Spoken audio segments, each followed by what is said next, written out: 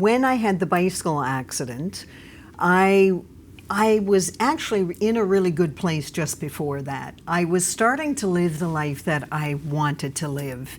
Instead of, not that there's anything wrong with working in the corporate world, but I was doing it from this place and not from this place.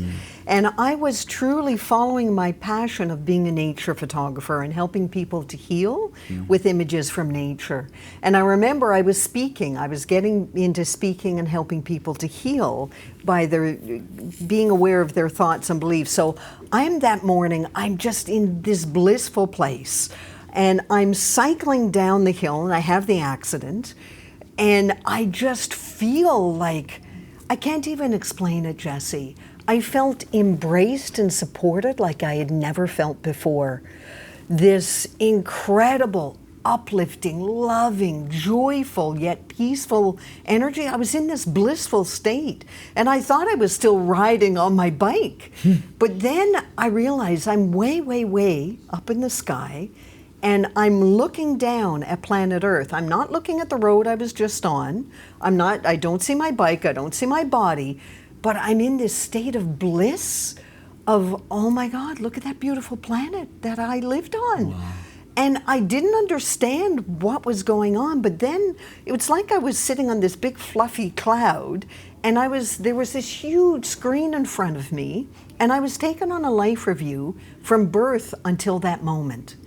So I was shown the highlights in my life and the challenges I faced and the gifts in every single one of them, which I write about in part 1 of the book. And they talk about how I knew the 5 divine healing truths, how I forgot them, how I brought them back.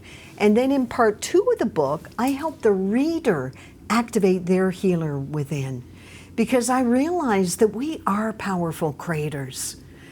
We are all beautiful beings. There is nothing wrong with us. We don't need to be fixed.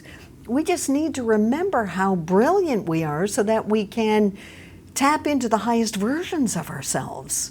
And that's what I do in part 2. I've turned the 5 divine healing truths into 5 simple, yet not always easy steps but practical, that the readers can bring back into their life. Number 1, and this is if your listeners only remember one thing, it's about taking back your power. Because we give away our powers to doctors, and I have nothing against doctors. My father was a doctor, my sister's a doctor, but we tend to give away our power to others and think they're going to fix us. And it's realizing that we have to do the inner work. And understanding that we have the power within. When we learn how to tap in to this beautiful energy that is us, God, Source, the universe, whatever you want to call it, when we learn how to consciously tap into that, that helps raise our vibration, which then helps us to heal.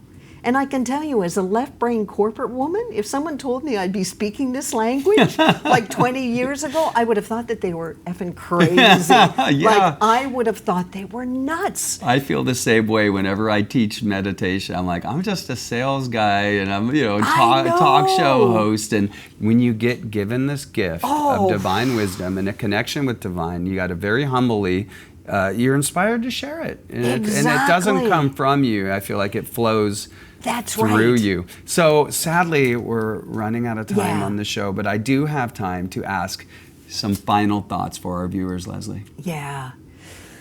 I want to talk to you like I'm speaking to you to help you remember that you are worthy, that you're loved, that you are a beautiful being of light, and you have the power within you to create a life that you love. You definitely deserve that, and the world needs your light.